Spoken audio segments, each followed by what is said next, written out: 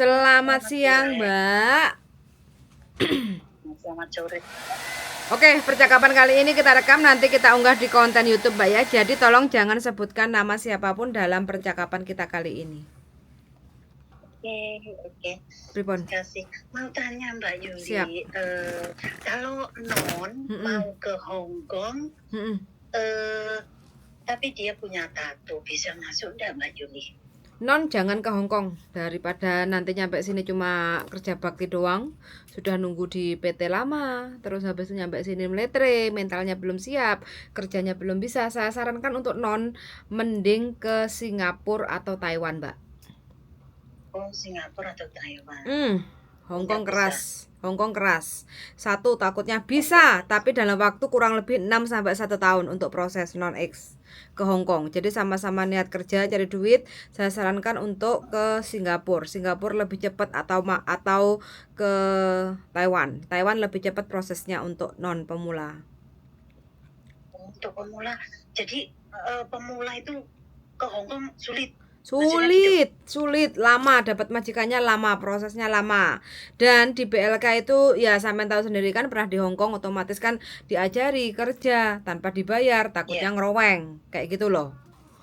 Iya kan? Gitu, Anak iya, zaman iya. now kayak gitu loh. Enggak beda dengan kita yang 10 angkatan 10 tahun yang lalu, hampir 20 tahun yang lalu di PT, di pleter, kerja di hotel, kerja di catering atau tempat orang nikahan atau BLK di rumahnya Iya, bos-bos benar, kayak gitu. saya ngalami. Nah, no komplain. Anak zaman now, Mbak, mana mau suruh 1 bulan nggak nyampe 1 bulan habis komplain. Aku niat kerja ke Hong Kong kok disuruh kerja tanpa dibayar. Piye jal saiki? Repot pokoknya, ngeluh sing proses sak repotan. Iya, ini juga mau tanya Nyonya Yuli, Nggih. mau ke kantornya panjenengan itu di mana gitu loh alamatnya? Aku tuh nggak punya kantor, Mbak, untuk sementara ini. Saya masih di rumah. Tapi aku ngarani opo. Rumah kontrakan. Rumah kontrakan di sebelah mana gitu aja loh. Kos BB deket MTR XC.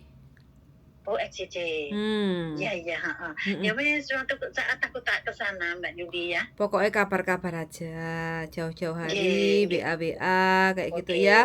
Takutnya pas kita di luar atau pas nggak ada di rumah kayak gitu kan. Jadi takutnya nanti kita nggak ada di tempat, atau mungkin kita ke depannya pindah tempat kayak gitu kan, kita nggak tahu juga kayak gitu.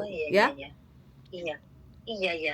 Sampean yang cari majikan, insya Allah buka. Oh iya. Sampean kok cek mau, Mbak, sampean kok cek mau wening umur piro lagi? Aku dah. Loh, saya sudah tua, Rek. Di sini wis dadi mbak-mbak ya wong Hong Kong. Masa? Lah iku fotone cek mau wening wi, cek glowing wi. Gitu ya. Ngono ta? Iya. Apa jareke gitu, Hong Kong tak seindah pura-pura. tapi kan sampean kerasan. Alhamdulillah kerasan banget sampai lagi mulai. Tahun piro sampean ke Hong Kong? Tahun piro ini aku lagi dilakoni lari. Tahun 2000? 2000 piro Mbak Yuli lali aku. Berarti kan sampean angkatan sekitar 16 tahunan saya. 16 tahun. Berarti tahun 2005 lah. Berarti itu kan masih angkatan arek lawas toh. Berarti tahes. Ya, makanya. Iya, PKL terus dikerjakno kon nyuci piring. Hotel. Zaman itu kan sampean ngrasakno toh, komplain enggak? Halo. Zaman itu kan sampean merasakan kan? Saat itu sampean komplain enggak? Di mana? Waktu ya enggak lah. Nah, saya orangnya nggak pernah komplain mah. Saya kerja seberat apapun saya nggak pernah komplain. Makanya aku di sini lulus, di sana lulus. Makanya aku nggak pernah punya problem di sini gitu loh. Makanya saya kalau mendengar arek-arek yang baru berangkat, baru berangkat di sini 2 minggu, 1 bulan minta pulang, sakit hati saya Mbak. Benar. Terus ingat pengorbananku aku saat di PT, terus di majikan yang pertama itu, padahal saya terus terang ya, gaji saya itu nggak seperti sekarang gitu loh. Ya toh, zaman-zamanku itu kan gaji kan nggak lurus toh, nggak normal maksudnya. Nah, gitu makanya sekarang ini aku mangkel gitu loh. Arek-arek kalau di sini masih berapa bulan sing akeh hutange lah, terus minta pulang lah, padahal anak saya mau ke sini itu sulitnya kayak apa gitu loh. Aku sampai tanya ke sini, ke sana, ke sini. Anakku dokter pingin ke sini gitu loh Mbak Yuli. Makanya aku tanya, kalau seandainya bisa, aku tak daftar no anakku nyusul aku ke sini. Kok anaknya sampai tatoan iki piye ceritane? Makane wis panjang ceritanya, kalau tak ceritane wong sak donya nangis kabeh. Ngono ya. Oh, gak ditunggu ibuke iki dadi awake ditato. Iya. Enggak koyo ibuke, anaknya ditinggal ibuke kesuwen tadi kepenakan dikirimi duit terus dadi tatoan. Lah gitu. Lah sampean apa yo tega anake sampean kongkon kerja nang Hong Kong iki? Loh, makanya itu aku kan nggak nyuruh Mbak Yulia. Aku nggak menyuruh dia untuk bekerja.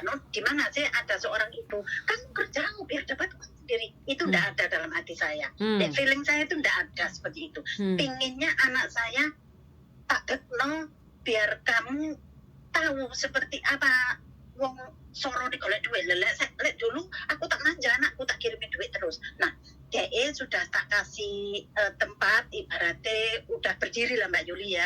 DE keterak tapusan gitu loh, tapusan. Jadi jeglek udah nguling sak banter-bantere. Nah sekarang pengen bangkit gitu loh, pengen bangkit. Nah DE mau tak kasih usaha lagi, tak kirimin duit lagi, tidak mau. Aku pengen kerja sendiri wis. Umur berapa anaknya? Makanya gimana sih Mbak Yuli? 27. Oh, nikah apa single apa janda? Single. Masih single? Perawan. Ya, tapi lembungan aku, Mbak. Cik perawan ya? Iya. Oke. Yo kesini. Nek seandainya ada, dia kepingin yang rumah wong yang satu di Indonesia, dia sampai cari pengalaman, Mbak, cari pengalaman kerja di rumah orang. Tak biar tahu dia rasanya kerja itu seperti apa melok wong. Tak jarno Mbak. Pernah dia merawat orang gila. Di rumah itu satu rumah sama orang gila, satu rumah 2 orang, di anakku sama orang gila itu. Dia pernah. Dia kayak gimana yo? Dikei maem itu sama majikannya diuncalno dari luar. Loh anakku lah kayak no penjara. Saya pikir gitu ya.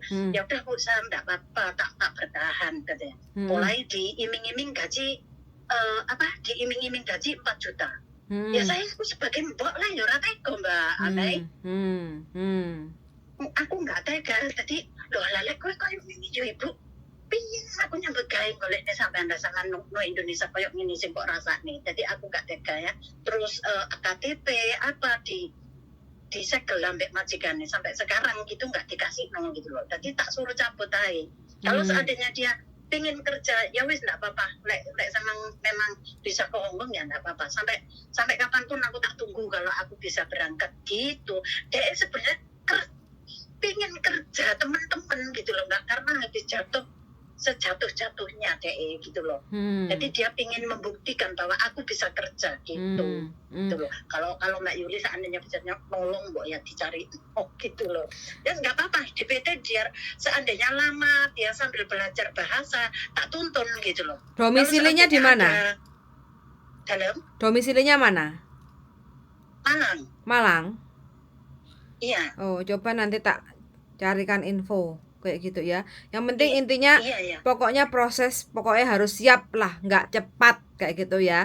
Dan kita ibaratnya kayak PKL kesana kesini tanpa dibayar. Kalau disangoni ya alhamdulillah. Ada juga toh yang kerja tanpa dibayar juga. Yo ojo ngresulo daripada nanti merepotkan gitu kan. Itu. Betul. Suruh kirim data semuanya, foto. Iya. Foto gimana Mbak Yuli? Nanti lah aku ke sana tak tutono fotone. Yo enggak, sampean kirim WA ke saya. Kirim WA ke saya. Oh, dikirim. Oh iya. Terus kakak KTP, akte, ijazah itu lengkap enggak dokumennya? KTP, kakak, akte, ijazah. kakak. KTP, akte, ijazah kakak. Oh iya. Nah itu Nanti syarat. tak kandhanane Mbak Yuli ya, tak Ya, bilangane anaknya. suruh. Seandainya di sini memang rezekinya dia, kan aku bilang tak kandhani. Kalau memang rezekimu di sini, seandainya nemu nenek-nenek apa kakek gitu ya merawat yang gitu, kalau seandainya 1 bulan dikasih ikut 2 kali atau 1 kali gitu aja tak apa-apa. Dia kan sambil belajar, jadi aku bisa ngajari dia gitu loh. Sebenarnya diajari sing apik lho Mbak ya, ojo diajari dadi berontak engko. Nah, aku enggak ngajari seperti itu Mbak, biar bisa awet seperti Mbok gitu loh. Nah, begitu. Ojo dimanja-manja juga. Nanti ngalem nyampe sini. Iya, dulunya tak manja Mbak, anak mek situ mah semata wayang mah. Gimana sih ada orang tua punya anak mek situ masyarakat ini digawe soro gitu kan, enggak mungkin ada orang tua yang seperti itu. Lah bapaknya kemana? Bisa. Halo? Bapaknya kemana? Oh, almarhum sudah Mbak, enggak ada. Oh, begitu. Berarti sampean berjuang sendiri ya membesarkan anak. Iya. Oke. Lah terus nanti kalau sampean di sini anak ke sini, rumahnya siapa yang nungguin? Ono itu keponakan. Jadi dirawat keponakan lo. Oh, ditungguin sama ponakan rumahnya. Iya. Oh gitu. Oke, siap. Yang penting sampean kasih tahu anaknya, intinya kalau proses ke Hong Kong, kalau umur 27 itu masih peluangnya besar, masih bisa. Cuma nggak bisa cepat kayak gitu loh. Kalau dia bisa sabar, telaten, ndok PT, urip soro, mangan seadanya, terus wayahe kerja bakti, terus disuruh PKL, terus belajar bahasa dipleter 1 hari belajar 50 kosakata, harus siap. Ojo sampai beledos UTE terus putus asa nyerah kayak gitu, ya enggak? Itu sudah tak sekolahno semua Mbak Yuli. Sudah tak sekolahi semua itu tentang itu. Berarti kantone sudah mendingan, kantone sudah agak mending.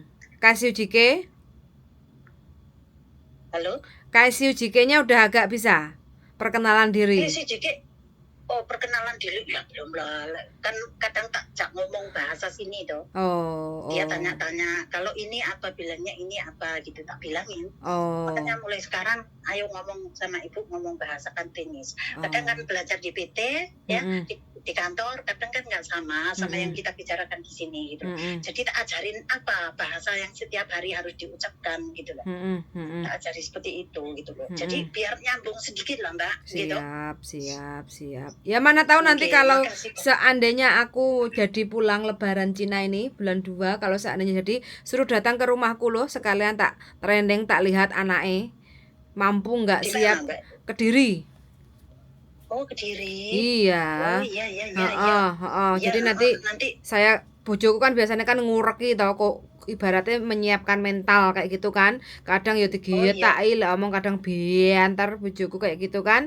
Ya orang Hong Kong itu karakternya kayak gitu. Kamu sakit hati apa enggak, dirimu sakit hati ya wis selesai kayak gitu loh. Intinya betul. jadi dibentuk dulu mentalnya, lek wis mental tahan banting, wis kuat kayak gitu, tinggal belajar bahasa. Ya enggak? Kayak gitu. Iya betul. Kalau pekerjaan itu kan ketok moto toh Mbak. Ketok moto itu secara refleks itu kan pasti tahu kayak gitu kan. Yang penting mentalnya itu loh. Siap enggak? Bangun pagi sampai malam nonstop kerjaan, tidak selalu pegang HP. Ya otomatis kan kita akan lihat dulu kondisi awal itu seperti apa. Kalau majalah dari jalannya aja keluntur ya otomatis kan kita kasih tahu. Terus cara belanja juga kadang kan otomatis kan kita suruh belanja ini, kalau nggak ada harus konfirmasi baru pulang kayak gitu kan, biar nggak bolak-balik kayak gitu kan. Itu kadang kita nyuruh contoh ya, kita beli minyak merek ini tapi di sini nggak ada, otomatis kan kita harus kasih tahu ke majikan contohnya kan, ini merek ini nggak ada, diganti yang lain boleh nggak kayak gitu kan. Nah jangan sampai waktu kita pulang baru ngomong nggak ada barangnya, lah pulang nggak ada barang yang dibeli, otomatis kan kadang majikan Hong Kong kan marah. Terkecuali kalau kita udah kasih tahu, majikan nggak bales, di telepon nggak angkat, otomatis kan beda lagi kayak gitu. Yang penting kita udah konfirmasi. Nah itu kan istilahnya kan simple pekerjaan yang kadang itu melibatkan banyak permasalahan, ya enggak? Kalau kita nggak siap kayak gitu loh. Dan ini non-X itu harus bener-bener diajari di awal itu mental. Lek mentalnya wis kuat baru dibentuk untuk masalah pelajaran bahasa kayak gitu loh. Iya enggak? Iya, insya Allah kalau seandainya Mbak Yuli memang pulang, nanti DE tak bilangin. Ya, nyari Mbak Yuli ya suruh datang ke rumah saya. Terus nanti kalau seandainya itu saya training, sudah punya nomornya Mbak Yuli ya. Ya, saya training di rumah saya. Kalau udah oke, bener, saya rekomendasikan untuk masuk ke PT gitu ya. Oke. Siap. Oke, makasih. Siap. Oke, sehat selalu Mbak ya. Yuk, bye-bye. Oke teman-teman, nah ini ibunya kepengen anaknya kerja ke Hongkong biar tahu merasakan sorone kerja di Hongkong koyo opo kayak gitu. Dari kecil ya dimanja-manja anak semata wayang, tapi pada kenyataannya dikasih semua usaha, modal usaha ternyata bangkrut kolab. Jadi anaknya udah dewasa lah ya, 27 tahun, jadi malu sendiri. Akhirnya anaknya ingin merasakan untuk mencari duit mengikuti jejak ibunya. Ya wes apapun itu ceritanya, minta doanya aja. Mudah-mudahan anaknya dan mbaknya bisa ketemu di Hongkong, bisa mengais rezeki bersama-sama, dan pastinya sukses. Selalu jaga kesehatan dan sukses juga untuk teman-teman semuanya. Terima kasih sudah menonton dan see you in the next video. Bye-bye.